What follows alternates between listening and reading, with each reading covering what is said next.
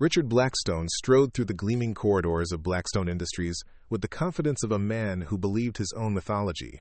At 47, he commanded a pharmaceutical empire worth $2.3 billion, his corner office overlooking Manhattan, serving as a throne room where he dispensed orders and crushed competitors with equal satisfaction.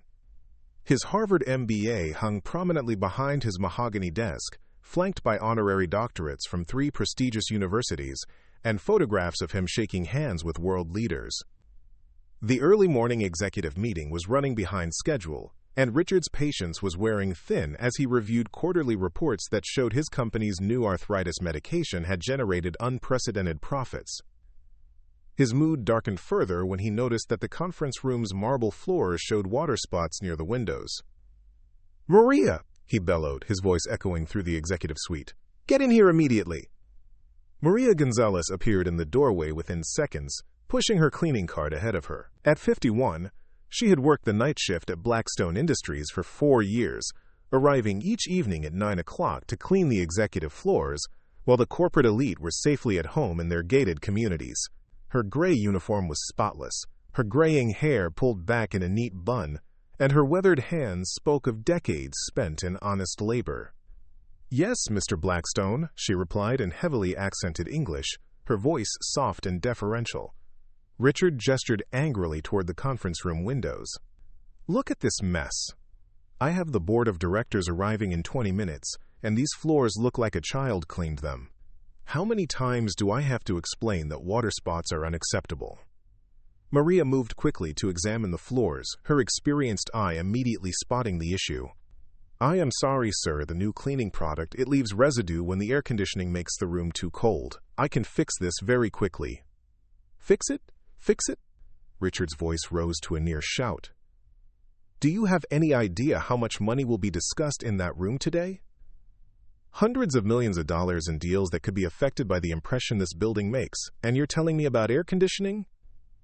Several junior executives had gathered in the hallway, drawn by their CEO's outburst. Maria kept her eyes downcast as she began cleaning the spots with quick, efficient movements, but Richard wasn't finished with his public humiliation.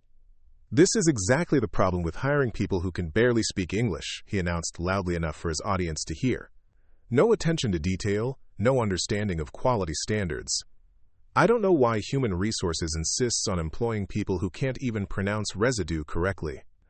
Maria's hand stilled for just a moment on her cleaning cloth, but she continued her work without responding. Richard, emboldened by the uncomfortable laughter from his subordinates, decided to continue his performance. "Maybe if you spent less time worrying about air conditioning and more time learning proper English, you'd understand why precision matters in a professional environment," he said with obvious satisfaction. "This is America, not some village in Guatemala. We speak English here." "I am from El Salvador, sir," Maria said quietly, still focused on her cleaning. Richard laughed mockingly. "El Salvador, Guatemala, Mexico, it's all the same.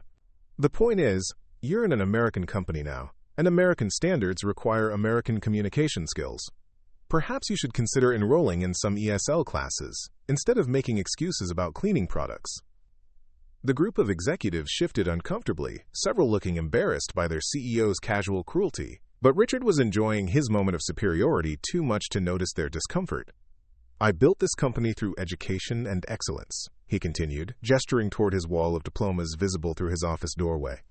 "Harvard Business School doesn't teach courses in making excuses or blaming equipment for poor performance. Maybe that's something they should add to those community college programs you people attend."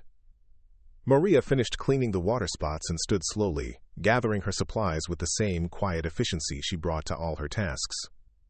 "The floors are clean now, Mr. Blackstone. Is there anything else you need?"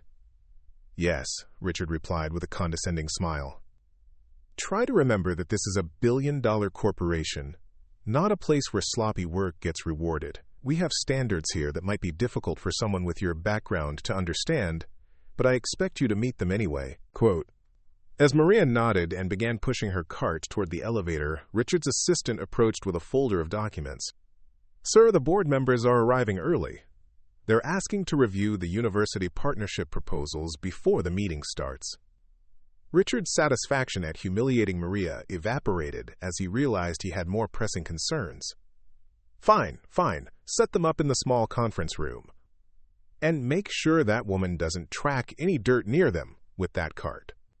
20 minutes later, Richard sat at the head of the polished conference table, presenting his company's latest partnership initiatives to 12 board members, whose combined wealth exceeded most small nations' GDP. The centerpiece of his presentation was a proposed collaboration with several prestigious universities to develop new medications, a deal that would cement his reputation as both a business visionary and an academic ally. "Gentlemen, ladies," Richard began with practiced confidence, "these university partnerships represent the future of pharmaceutical innovation. By combining Blackstone Industries' resources with the research capabilities of institutions like Harvard, MIT, and Stanford, we can accelerate drug development while enhancing our company's academic credibility." Board member Dr. Elizabeth Warren, a former university president herself, studied the partnership documents with obvious interest. "Richard, this is impressive work. The research protocols show real sophistication. Tell me, how did you develop the academic framework for these collaborations?" Richard smiled broadly. "Well, as you know, my Harvard MBA gave me extensive exposure to academic research methodologies. Combined with my doctoral studies, I was able to design partnerships that speak the language of both business and academia." Dr. Warren looked puzzled. "Doctoral studies? I don't recall seeing a PhD listed in your biography. Which university awarded your doctorate?" A moment of panic flashed across Richard's face before he recovered his composure.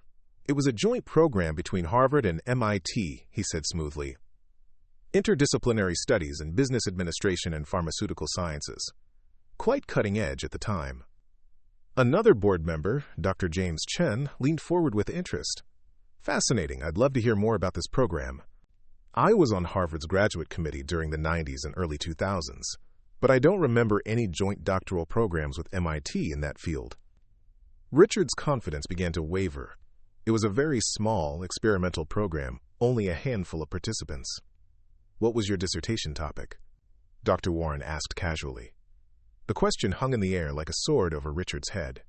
He had spent so many years embellishing his credentials that he had almost convinced himself his lies were true. But faced with actual academics who could verify his claims, his carefully constructed facade began cracking. "The economic impact of pharmaceutical patents on market accessibility," he said, hoping the vague topic would satisfy their curiosity. Dr. Chen pulled out his phone and began typing rapidly. "I'm sorry, Richard, but I'm not finding any record of this joint program you mentioned. Harvard and MIT have collaborated on many projects, but never a joint doctoral program in pharmaceutical business studies." The room fell silent as the implications of Dr. Chen's discovery settled over the board members. Richard's face flushed red as he realized his decades-old deception was unraveling in real time. "Perhaps there's some confusion about the program structure," he said desperately. "The documentation might be filed under different department names."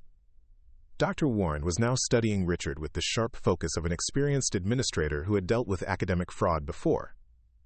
"Richard, this is easily verifiable. Would you be comfortable providing us with copies of your transcripts and dissertation?" Before Richard could respond, there was a soft knock on the conference room door. Maria appeared in the doorway, her cleaning cart nowhere in sight, holding a manila folder in her hands. "Excuse me," she said, her voice still carrying the accent Richard had mocked earlier. "I am very sorry to interrupt, but I think there has been mistake with some papers." Richard looked at her in fury. "Maria, we are in the middle of a board meeting. Whatever cleaning issue you have can wait until—" "It is not about cleaning, Mr. Blackstone," Maria interrupted, her tone more confident than Richard had ever heard before. "It is about the university papers you are discussing." Dr. Warren looked between Richard and Maria with growing curiosity. "What kind of papers, Mrs. Gonzalez?" "Maria Gonzalez. And I think Mr. Blackstone has made mistake about his Harvard degree." Quote, the temperature in the room seemed to drop 10 degrees. Richard stared at Maria in horror, unable to comprehend how his cleaning lady could possibly know anything about his educational background. "Maria, you need to leave immediately," he said, his voice tight with barely controlled panic. "You have no business interrupting a board meeting with whatever confused nonsense." "I know about Harvard because I work there," Maria said simply, opening her folder. "I am not just cleaning lady here. I am Professor Maria Elena Gonzalez, Harvard Medical School, Department of Pharmacology." I have been on sabbatical for 4 years to care for my mother, who has Alzheimer's disease. The conference room erupted in stunned silence. Richard's mouth opened and closed like a fish gasping for air, while the board members stared at Maria with expressions ranging from amazement to dawning comprehension. Dr. Warren was the first to find her voice. "Professor Gonzalez? Are you the Maria Gonzalez who published the groundbreaking research on arthritis medication side effects? The study that revolutionized pain management protocols?" Maria nodded. "Yes. I have been conducting research on pharmaceutical companies' clinical trial methodologies while working here at night. It has been educational to observe how companies like Blackstone Industries operate when they think no one qualified is watching." Richard felt the world tilting beneath him. "That's impossible. You're a cleaning lady. You can barely speak English properly." "You?" "My English is perfectly fluent, Mr. Blackstone," Maria said, her accent suddenly much less pronounced. "I adopted a stronger accent and simplified my speech because I learned that people in positions like yours are more comfortable with service workers who seem less educated. It made my job easier and allowed me to observe your company's practices without interference." She turned to address the board directly. "I have spent 4 years cleaning Mr. Blackstone's office, which gave me access to documents that raised serious concerns about clinical trial data manipulation and falsified research results. But first, I think you should know that Mr. Blackstone's Harvard MBA is also fraudulent." Dr. Chen leaned forward intently. "What do you mean?" Maria pulled several documents from her folder. "Mr. Blackstone attended Harvard Extension School for 6 months in 1998, where he took 3 business courses and received a certificate of completion. He never enrolled in the MBA program, never took the GMAT, and never earned any graduate degree from Harvard University." Richard's face had gone completely white. "You can't prove that. You have no right to investigate my private records." "You are correct that I have no right to investigate your private records," Maria agreed. "But I do have the right to verify academic credentials when I suspect research fraud, which is what I observed while cleaning your office for 4 years." She handed Dr. Warren a thick stack of papers. "These are copies of internal memos I found in Mr. Blackstone's trash, detailing instructions to suppress negative clinical trial results for your new arthritis medication. The same medication that my research predicted would cause severe liver damage in patients over 65. Dr. Warren's face hardened as she scanned the documents. "These memos appear to show deliberate concealment of safety data from the FDA." "That's not possible," Richard stammered. "Those documents are confidential, and they've been taken out of context. A cleaning lady couldn't possibly understand the complexities of pharmaceutical research protocols." Maria smiled sadly. "Mr. Blackstone, I have published 47 peer-reviewed papers on pharmaceutical safety protocols. I hold 3 degrees from actual accredited universities, including a PhD in pharmacology from Johns Hopkins and an MD from Universidad de El Salvador. I have been cleaning your office for 4 years while you displayed fake diplomas on your wall and made decisions that put patients' lives at risk." The room erupted as board members began talking over each other, demanding explanations and threatening legal action. Dr. Warren stood and moved toward the door, her phone already in her hand. "I'm calling the SEC and the FDA immediately," she announced. "If these documents are authentic, Blackstone Industries is facing criminal charges for securities fraud and endangering public safety." Richard looked around the room desperately, seeing his empire crumbling as board members examined Maria's evidence and confirmed her academic credentials on their phones. "This is insane. You're all going to take the word of a cleaning lady over a CEO who has built a billion-dollar company." "We're taking the word of Dr. Maria Elena Gonzalez," Dr. Chen corrected him, reading from his phone screen. "Winner of the 2019 International Award for Pharmaceutical Safety Research, former director of Harvard Medical School's Clinical Trial Ethics Committee, and author of the definitive textbook on medication safety protocols that every medical student in America has studied." Maria nodded to the board members with professional courtesy. "I have submitted my findings to the appropriate regulatory agencies, along with 4 years of documentation showing systematic fraud at this company. I have also provided evidence of Mr. Blackstone's false academic credentials to Harvard University's Office of General Counsel." As security guards arrived to escort Richard from the building, he made one last desperate attempt to maintain his authority. "You can't do this to me. I built this company from nothing. I'm a Harvard graduate. a respected businessman.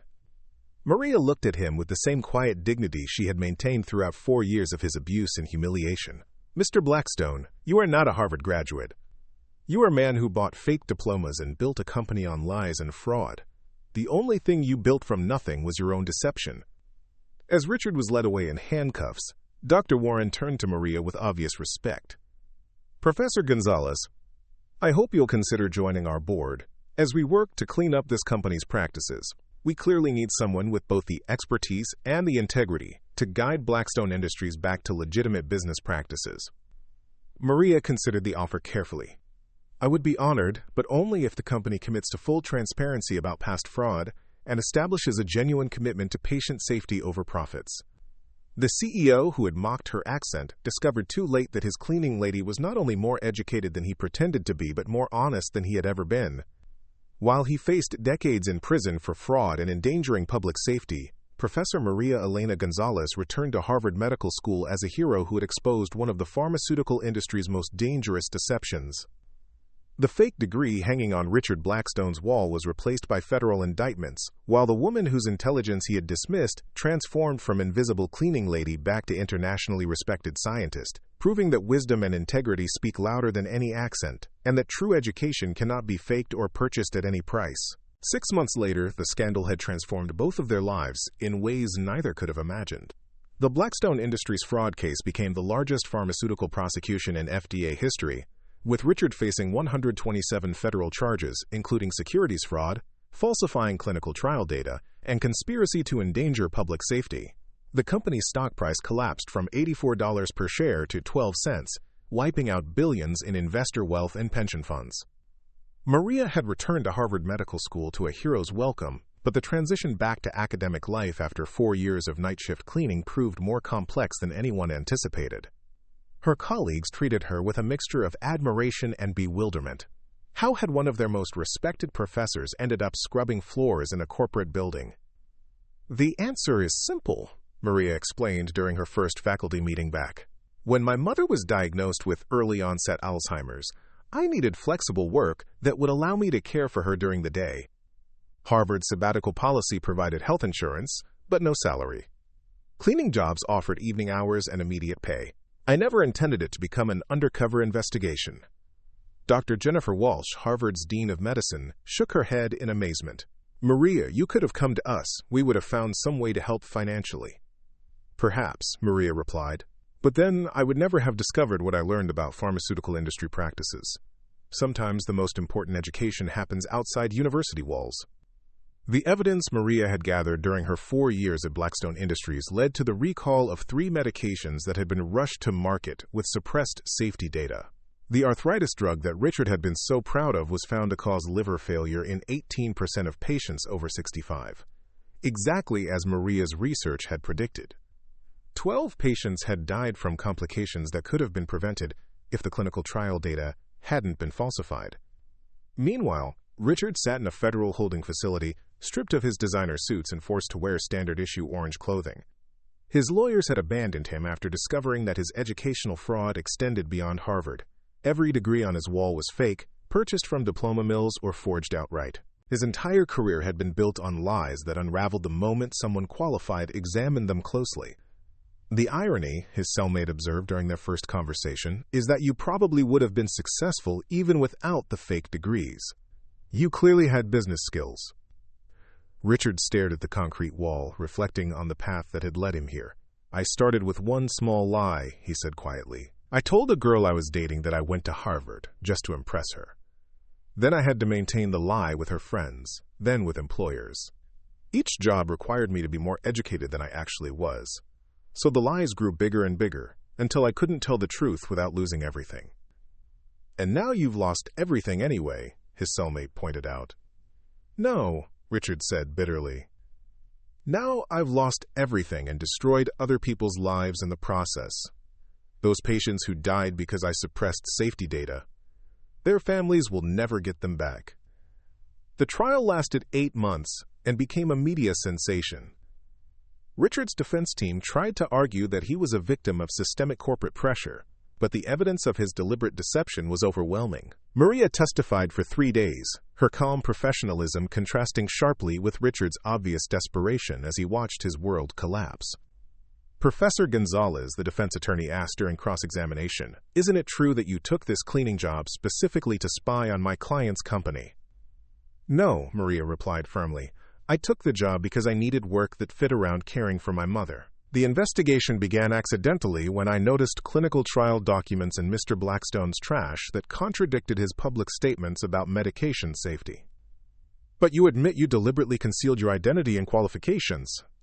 Maria paused, considering her answer carefully.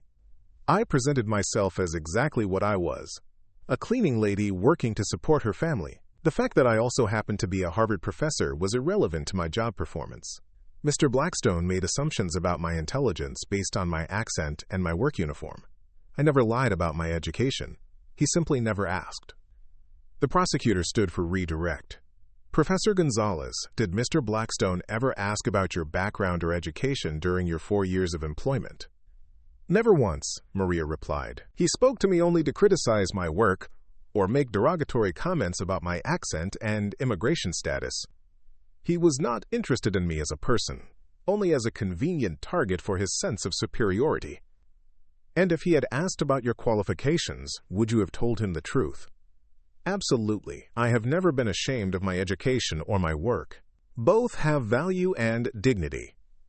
The jury deliberated for less than 4 hours before returning guilty verdicts on all counts. Richard was sentenced to 25 years in federal prison and ordered to pay $2.8 billion in restitution to victims and shareholders.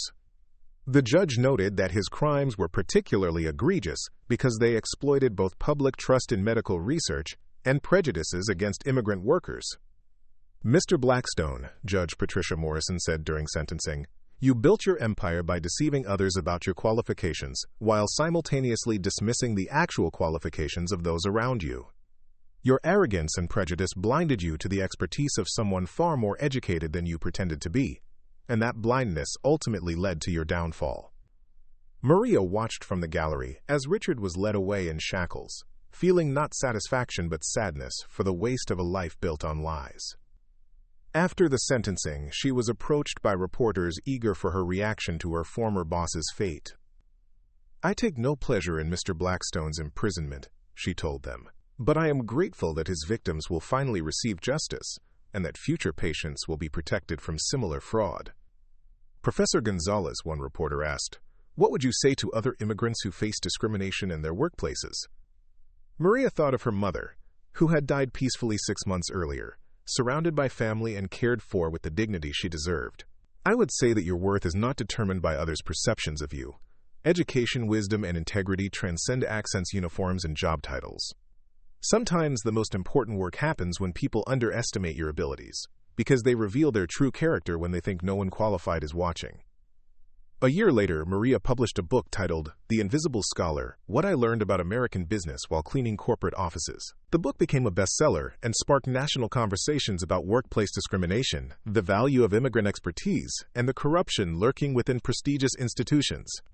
Harvard Medical School established the Maria Gonzalez Fellowship for Immigrant Scholars, providing financial support for foreign-born academics whose credentials were not recognized in the United States.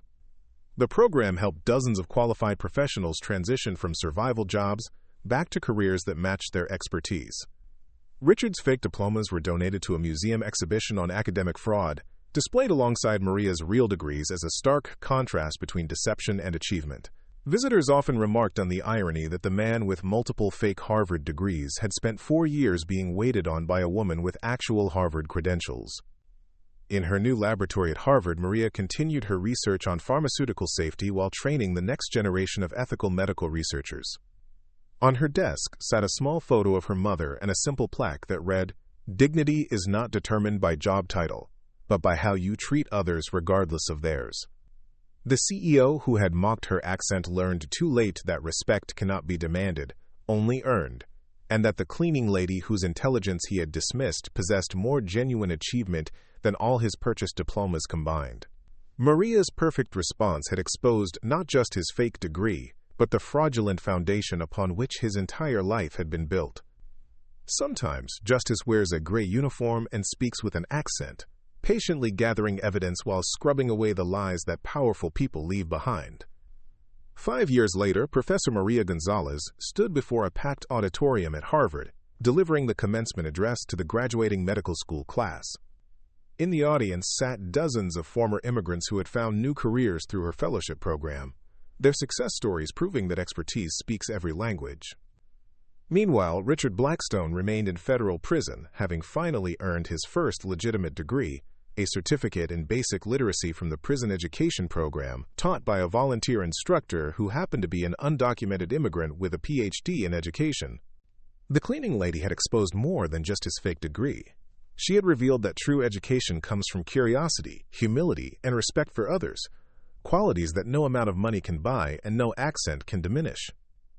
In the end, Maria's mother tongue had spoken the most important truth of all, that wisdom and integrity transcend any language barrier, while arrogance and deception ultimately speak only to empty rooms.